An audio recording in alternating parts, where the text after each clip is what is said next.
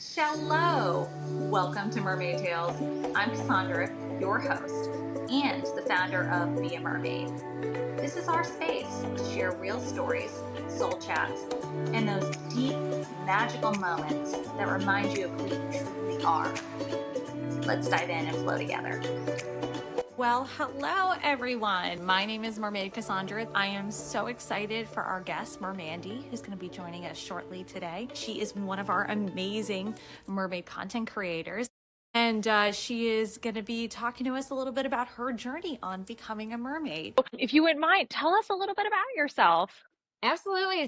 So my name is Maddie Walker. I'm known as Mermandy. I am a single mom of 4 children. I own my own business called Mermandy's Professional Mermaid Services. I'm a performing mermaid, but mostly my business is a professional mermaid instructor. I'm a PADI instructor. I'm also certified with SSI, as well as a whole bunch of other underwater certifications, from advanced scuba to free diving and things of that sort. Outside of mermaiding in my human form, I am studying and will graduate this December with my master's in marine biology conservation. And I plan to focus on helping sea turtles. I was just able to participate 2 days ago with a sea turtle release from the Florida Aquarium, where I also volunteer and am training to be a tank diver. So if anyone knows about any of the aquariums, Florida Aquarium is one of the largest in our country, in my opinion, the best. And I am training right now to be one of their basically coral scrubbers. But it's a great honor and it has to be done. These animals deserve a lot of love. And so pretty much it. I am a mermaid athlete. I am on Team USA with a Mermaid Olympics through Triton's Cove International Athletes. I will be competing in Germany in May with the most elite athlete mermaids in the world, 15 different countries. And my daughter, one of my daughters, I have 2 sons, 2 daughters. One of my daughters is also on the Team USA, and she's on the junior division, and she's going to head out to compete in her junior division in 3 weeks. So super excited. And that's pretty much me. I'm a busy person and I love to be a mermaid. And I think I spend half of my time underwater as I do above.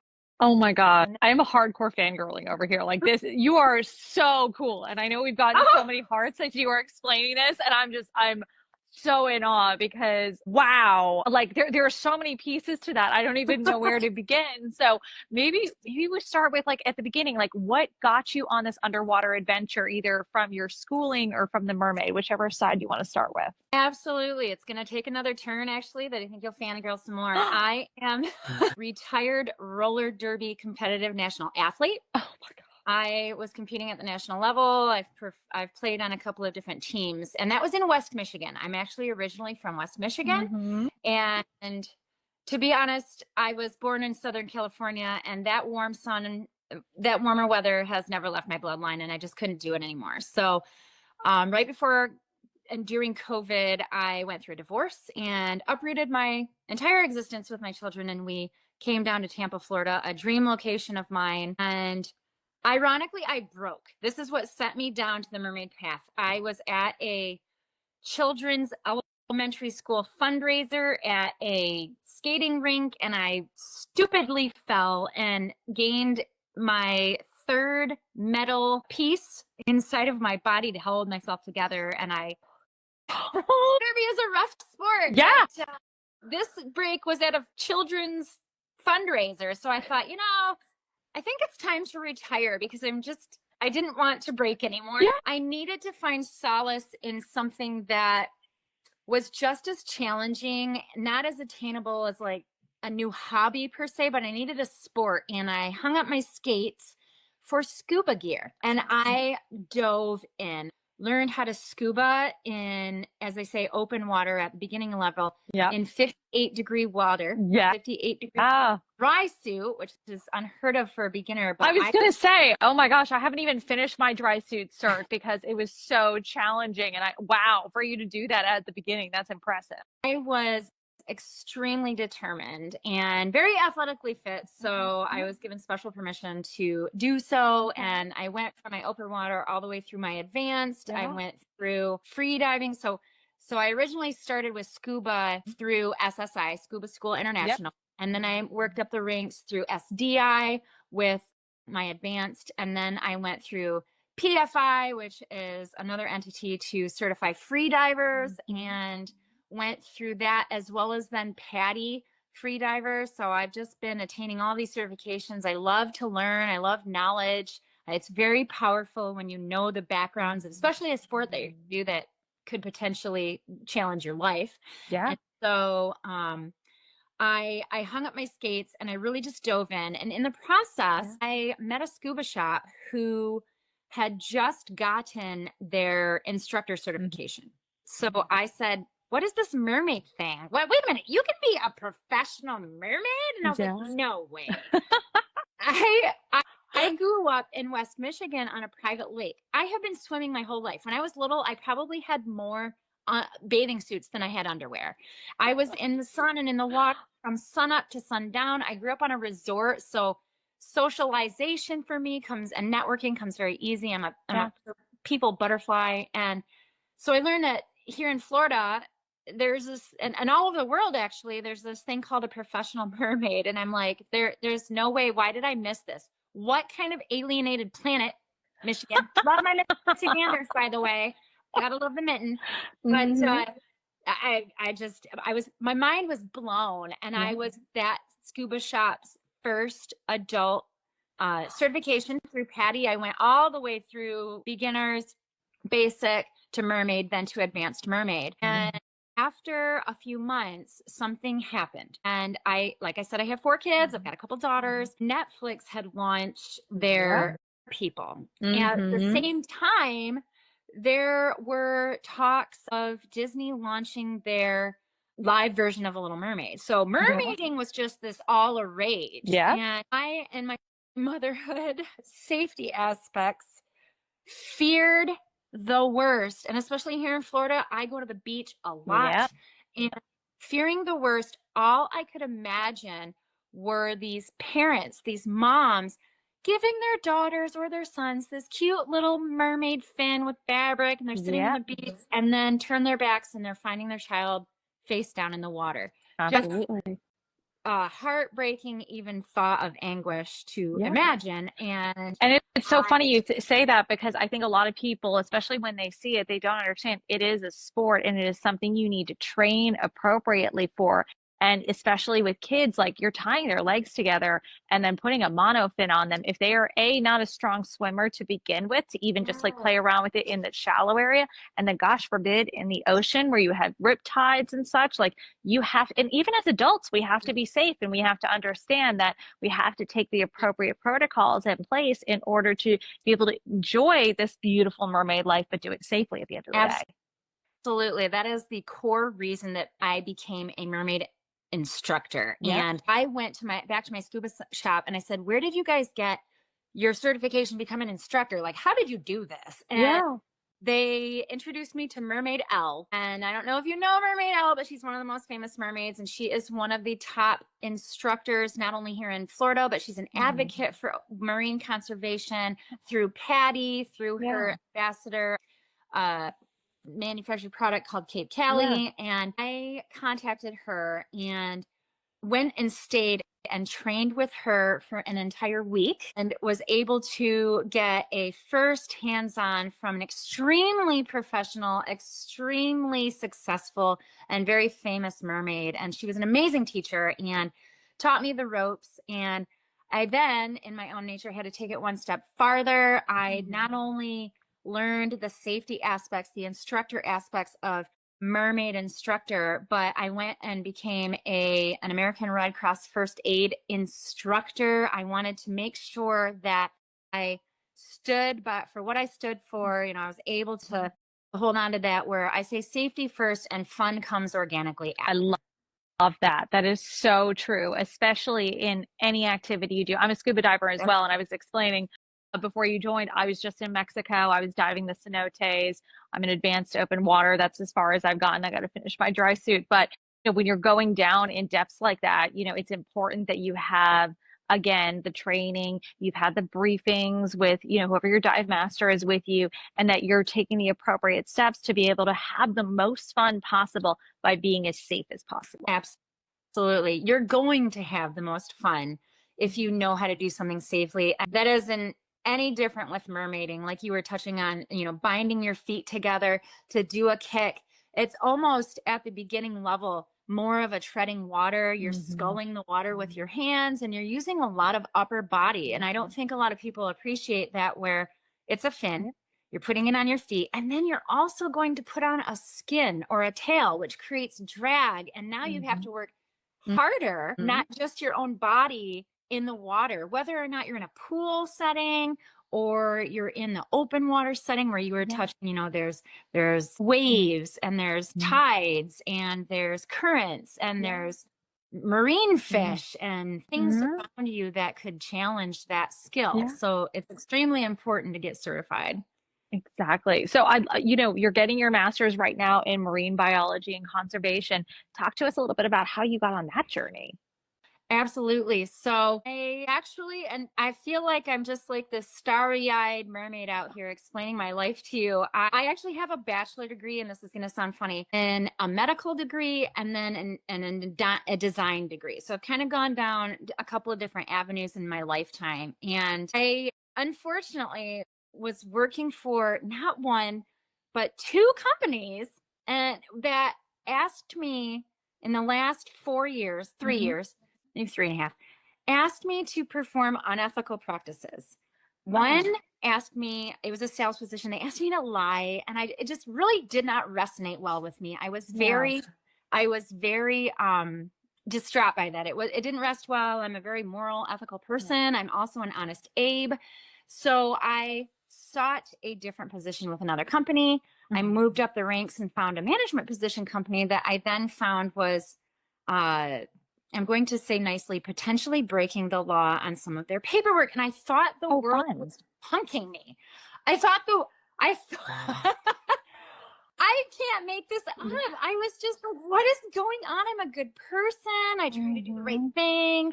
I'm a good mother. I don't know what's going on. And I went back to the drawing board after obviously leaving that company, and just kind of did a lot of soul searching and a lot of water therapy, and found this little girl voice inside of me. When I was younger, I grew up on a lake, and I was in the water all the time. And I went to my mother when I was at the age when everyone asks you, what do you want to be when you grow up? And I came running to my mom, in my beach towel, and I said, Mom, I want to be a marine biologist. I'm going to be honest, I probably didn't even know what that meant. I just knew that it was something that worked with water. My mom says to me, you can't be a marine biologist around here. That was partly true, but at the time I didn't understand it, because Lake Michigan, where I grew up, freshwater. Marine biologists work with saltwater. So in my mom's defense, she didn't mean anything negative out of it, but that's what she meant. And so I took it as, okay, I'll go do something else in my life, which is exactly where those paths took me. And through, life's lessons, here I am sitting at this fork in the road thinking I'm having a midlife crisis. And that little girl resonated in my heart and my soul. And I applied at a particular online degree college and science college. And I just asked, I said, what if I were to go back to school? Because I really have this sitting in my heart. And for all of the education that I have done in my past with science programs and things of that sort, it actually prerequisited me to be able to get accepted into my master's program. And so I right now am not just enrolled in my master's program, I am double enrolled. So I am, catch me on another channel. We'll have another one of these. Absolutely. Oh my gosh. Lifelong TED Talk. Keep going. I love it. So I had a very similar journey in that. So 15 years software sales. So I think you and I kind of understand what that means. And I kept trying to go into a certain direction with that career, and I kept bouncing my head against a wall. I'm somebody who's very forthright, very integrity focused, wants to do things the right way. I'm not a yes person. If I see something wrong, I raise my hand and say, hey, let's fix this. It's not, this is wrong, this is bad. It's like, I have stakeholder value in trying to help deliver that better. And unfortunately, the organizations I had worked for at that time, like they just wanted yes people. And so I was so frustrated for so many years. I'm like, I'm a top performer, like I'm really well respected, like I'm doing the right things. I was also creating a program. I was involved in a lot of employee resource groups to really outreach and help uplift people. At one of the software companies I work for, I developed this program to get veterans trained on our software. Very similar thing that DoD Cool does with Amazon and Microsoft, Salesforce, et cetera. It was one of those type of big companies. And I was just I kept banging my head against a wall. Yeah. And it's one of those things that when I stopped banging my head, it was like, oh my God, does my head feel better? Number one. And then two, it was that, okay, is this the right path for me? Like clearly I started analyzing, is the universe, like, is this where I should go? Is what I thought I wanted my life to look like actually what it is? And similar to you doing that soul searching. And I really encourage anyone who feels like they're continuously banging their head against a wall and going after things that, whether it's society that's telling you or your family or, you know, what the world at large, like tapping back into yourself and your heart and, you know, your values and, you know, being honest and willing to be authentic to yourself and what your joys and what your sparks are, because we all have very beautiful and unique talents to bring to the world. And we can use those, you know, for a career, we can use those to, you know, help others. There are so many different ways. I actually started this company around the same time that Merfolk was coming out, and Ariel, after being a part of several retreats and thinking through, you know, for a long time, I couldn't figure out how I wanted to be a part of this community, because I am not admittedly the best professional mermaid. Like my breath hold stinks and I am buoyant. I am buoyant. Like I have to be still weighed down so much to be able to sink. And then suddenly my breath hold isn't an issue, which, you know, it is what it is. But, you know, I always thought like that's how I could only participate when I started going, hey, I could bring my expertise that, you know, in this area I've been developing for 15 years to help bring mermaiding for everyone. And I think it's really beautiful that you did this analysis. You recognize what your core strengths are. You recognize what's true to your heart and being authentic and honest and upfront, and your passion for learning. I'm a big believer in always be learning. So kind of always, you know, always be selling it or always be closing. It's always be learning is something core to me. And so I love that that's something so beautiful for you. And you're pairing it in such a way like, oh my gosh, you are a mermaid marine biologist. Like, oh my gosh. And because ocean conservation is so important within being a mermaid. So is there, you know, you said sea turtles, you mentioned like cleaning the tanks and the coral within it. Is there another area also that really interests and fascinates you? Regarding marine biology conservation, one of the other things that I do actively is, and I stand for, is taking care of our earth. Obviously the conservation part of it, but Yeah. being a scuba diver, I'm in the Tampa area. I'm kind of at this, you know, vortex of a lot of opportunities and places to go that are right at my fingertips. I feel very lucky. And not only that, but to side saddle what you were saying about being authentic to yourself, I strongly believe that once you find that niche, and some people live their life not knowing what that is, Yeah. they're questionable. But once you really truly find that, things become easier, more Mm-hmm. enjoyable, and come towards you. It's almost like this Yes. positive radiancy that just crazy things in my life since I've moved to Florida have just been like these stepping stones that happened naturally. And one of them was Keeping Tampa Bay Beautiful, a nonprofit organization that stands for cleanup throughout our area, but they take it to a source that going into the Gulf. And so one of the things that I do regularly is debris dives. And as a scuba diver, whether or not you know what that is, it's diving in the muckiest of the muckiest, usually washed up sides of seawalls or piers, bridges, places where the tides and the upwellings will push a lot of our debris. And so that's one area that I'm very, very strong-hearted about, is everyone trying to do their part. I think sometimes we feel like small ants on the anthill, and where you're like, oh, it doesn't matter, I can just throw this away, it's not going to get recycled anyway. But every time that you do that, you're just valuing the efforts of everybody else. So if we all do our part to keep our earth valuable and organic and natural, and help the animals and help the atmosphere and our biodiversity, is just absolutely essential for our existence. So I strongly stand for not just the conservation efforts, but also the outward spokenness about it. So I'll do these debris dives and pull in friends. I don't care if you're diving or not. Everybody could be there doing their part. And whether or not it's here in Tampa or anywhere else in the world, small acts of not only kindness towards humans, but also small acts of kindness towards our earth, because it's a lot bigger than us. It is.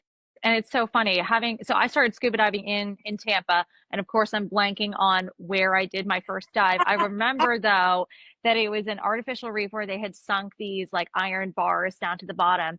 And I remember being really disappointed because there really wasn't anything there. I do remember I did my, confined water dive at Lake Denton. And, there was some stuff there on the bottom and it was very beautiful. But I was so disappointed. Mind you, I was so excited to be able to do that first dive and get certified, because I was doing that ahead of going to Greece, where I was expecting like, oh my gosh, magical, which is magical. Diving in the caves under Santorini in the volcanic. Oh, amazing. So you and I will have to talk scuba diving. It is. So I come down to Florida somewhat. So we'll get together, we'll do lunch and we'll talk about these things. But it's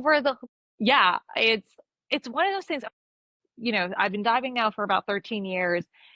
I've started to see biodiversity start to come back because we've started having these open discussions about climate change, ocean conservation, protecting reefs and such. And, part of it, unfortunately, is because it's gotten so bad. But I think also part of it is because people like yourself who speak very openly, who not only speak about it, but take those actions and put it into work, inspire others, pull others in for those efforts. And everybody can make a difference. One person can, and that radiates so beautifully. And if we all just do that little part, we will make the change. Now, mind you, again, part of the biggest change in being able to change climate change is that we have to have our legislatures hold companies accountable to their greenhouse gas emissions, to their pollutions, et cetera.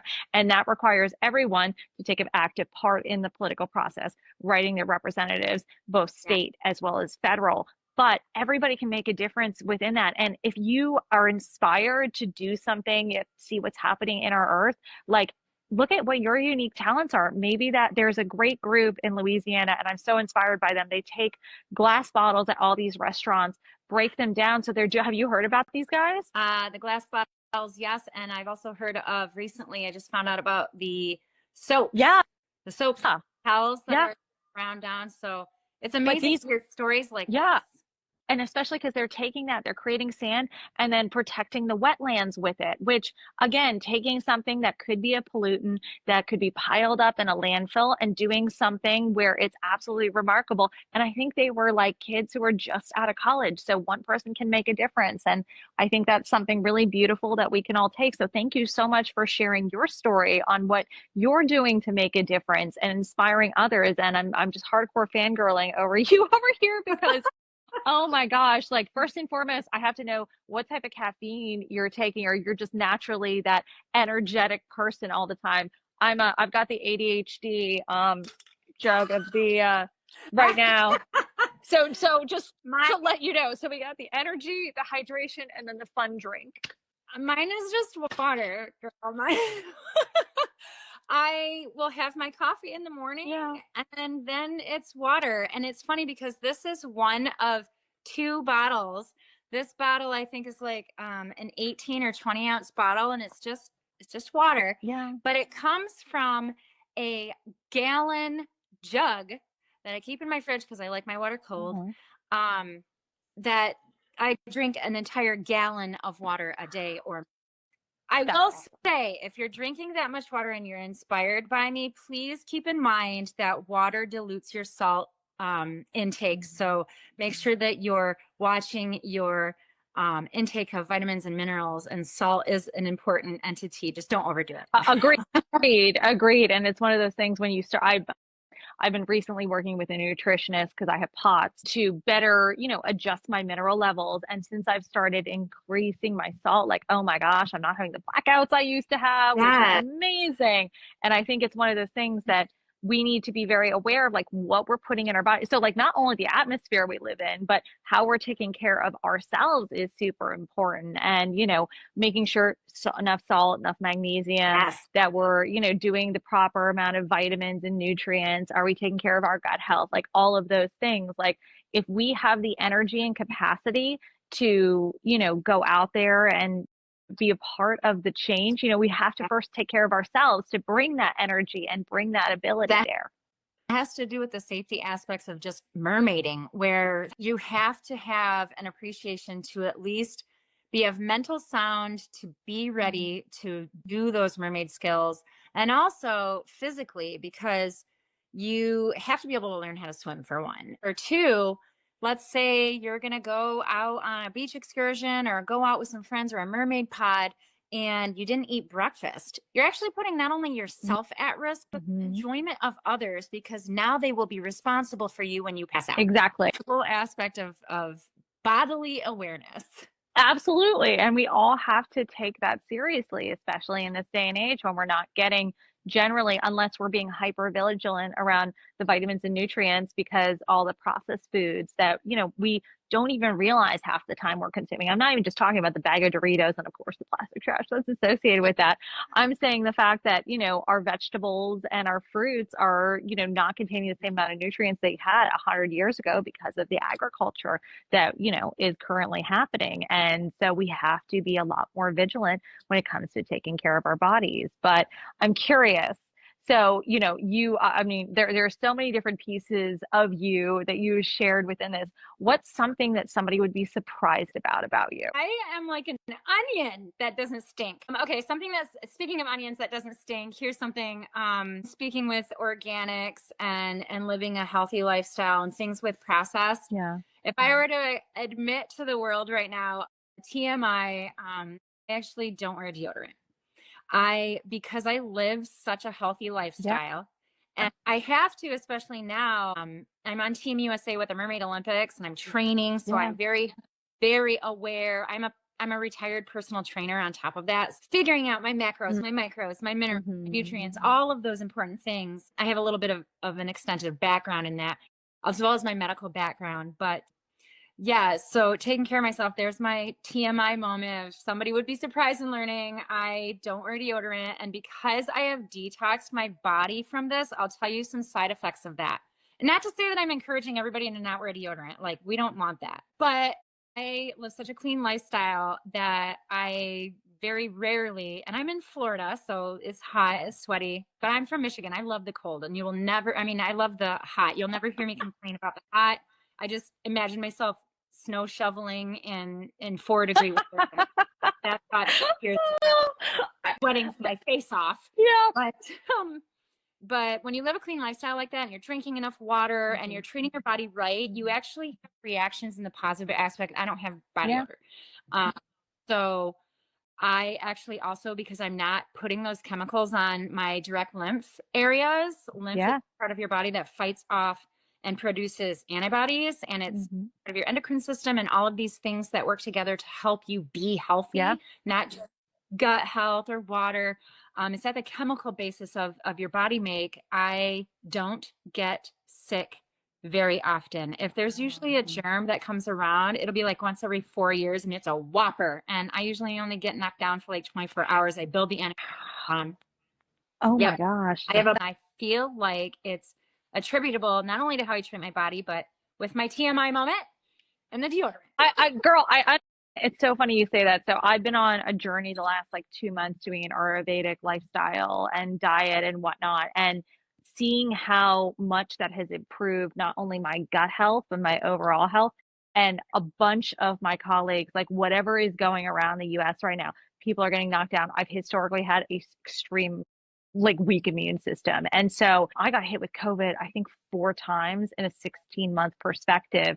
And I couldn't Yeah, it was insanity. And I'm not saying like a week. We're saying like it took me out for 4 weeks at a time. And I'm Oh, somebody, when I get sick, I lose my voice completely. My friends make fun of me because I sound like Minnie Mouse if I try to talk. So it is one of those things. But it's so funny because I've been drinking. I like grind up my own ginger and turmeric right now, and I drink that throughout the day with ginger and honey, and it has been just so healing. Among all the other things, and my teacher who's provided me all these beautiful oh, recipes and check-in have been super amazing. But as part of that, I started a detox even a month before that on the deodorant, of getting rid of the aluminum deodorant. I've also been one of those kids who, when I was younger, I struggled with it. And so I finally had found, of course, years ago, one that had aluminum in it, and it finally stopped it. And that was the most important thing. And so I started recognizing, hey, and I tried other deodorants and I didn't understand there was a detox process of getting off the aluminum. And so when I tried the natural ones, I'm like, oh my God, why does this stink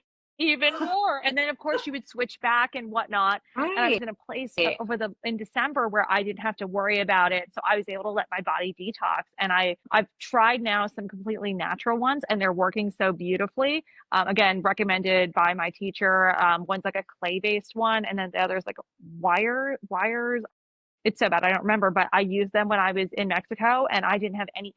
The clay one was to make 100% sure when I was at a work event that like nothing would happen. But again, like once you've had your body detox and you understand, how these things are causing problems, and when you've adjusted to them, it is such a different life. And Oh, any of those who are interested in that, know that it's going to take some time. yes, it Don't be doesn't happen afraid of the overnight. smell. Is it Exactly. just, I don't feel like it isn't just deodorant, which is something that you put directly where you have a lot of blood vessels and there's a lot Yeah. of exposure directly to your body through absorption. Think about what we put on our bodies between lotions, Mhm. perfumes, fabric softeners, conditioners, leave-in conditioners, hairsprays, gels, Yep. face creams. All of these Mhm. things have chemicals in them.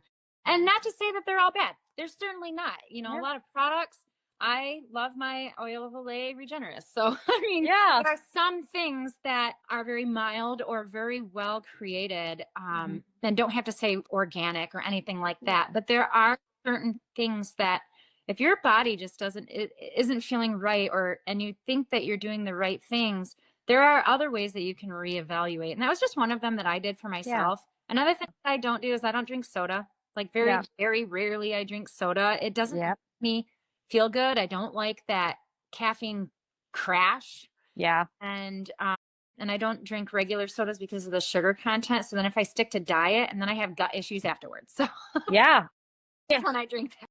It's so funny. I remember, so I was 15 years old when first, oh my gosh, Super Size Me came out first. Yeah. And then when Bad Girl Riri was talking about soda and her having given that up. And so I gave up soda then, and I didn't eat fast food from them on. And it's so funny when I occasionally, like, it's usually I'm on an airplane and I'm nauseous and I'll take like a ginger ale and I'm like, oh God, this is horrendous, because first and foremost, it's not even real sugar half the time in this. It's some crazy derivative.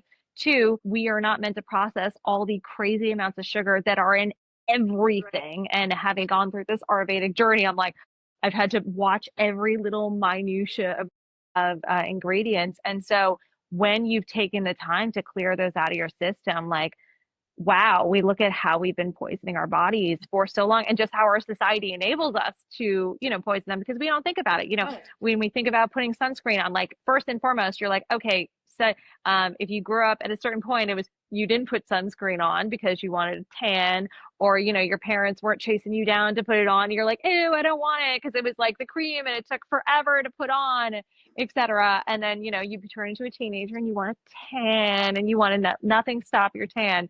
And then and in your 20s, you end up with some skincare concerns. I had one like right here on my face with an AK. And so I became super aware that I needed to wear sunscreen all the time. And then you understand that US sunscreens of the FDA haven't been updated in so long. And so then you have to go with Korean or Japanese one, or not Korean or French or Australian ones. And then you're like, okay, what ingredients are in these? And you just go down this whole derivative hole where to make those conscious choices for your body and this environment. Because of course, with sunscreen on a minutia level, you have to make sure it's reef safe. Because Absolutely. I was just going to yeah, say that for a company called Stream to See. It's my favorite. And if you haven't tried their leave-in conditioner, you've got to. It's amazing. Oh, that's awesome. And that's the thing is we put everything on our bodies and then we have to keep in mind we're washing those away and those are going in our water system. And so if we all are able to make these conscious choices, and it doesn't have to be all at once. And that's the thing, like, because, if you have all of this stuff sitting in your cabinet, the worst thing you can do is throw it all out, make it a pollutant, et cetera, et cetera.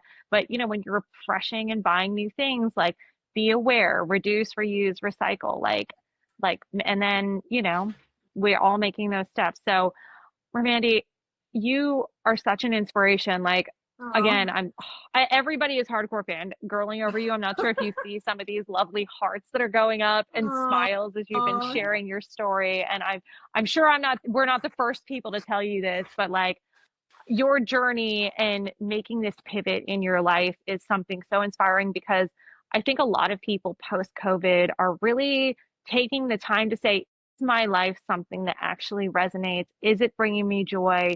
Am I doing something that I can be proud of? Because at the end of the day, the things we're going to regret when we're on our deathbed are not, oh, well, I did this, this, and this. It's going to be the things we didn't do. And I think it's really beautiful that you've taken the universe or however for yourself, you want to put it, gave you this fork in the road to say, am I going to continue where I've been going, which, has had a lot of problems for a lot of different reasons, or am I going to have courage to step into this new path where I don't know what it's going to mean Right. and I don't know where this journey is going to hold. And I think it's really beautiful when people have that ability to say, yes, I may not know where it's going to land, I may not know where it's going to go, but I'm going to step and be present within this, and I'm going to, go into the unknown. Well, thank you so much for having me on today. It was an absolute honor. I know I'm going to be contributing to a few classes through your platform, Thank and you. I can't wait to submit those. It's taken me a while. Obviously, now you know why.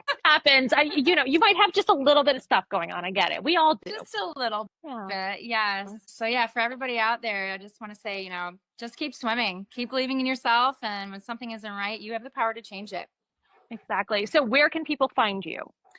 They can find me on Instagram and Facebook at Mermandy 2023. I post and link my socials on my website at mermandy.com, and that's with a Y, so it's MERMANDY.com, as well as you can watch me through the American Olympian team for the Mermaid Olympics. We will be heading out of country here in a few minutes, which is who I'm training for. So hopefully I'll be bringing home, I say hopefully, I'm going to be bringing home a gold.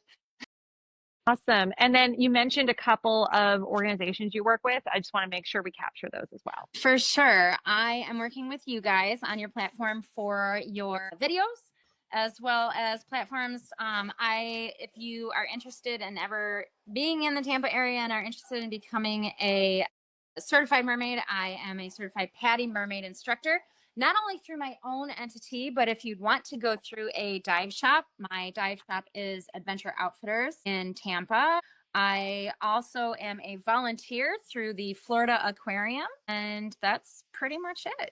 Thank you so much for your time, and we look forward to watching your journey. Thank you so much. Thank you so much, and thanks everybody for watching. Continue on.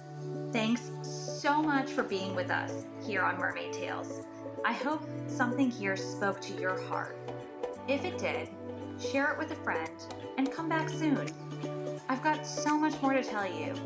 I'm Cassandra, the founder of Be a Mermaid, and I'll catch you on the next wave.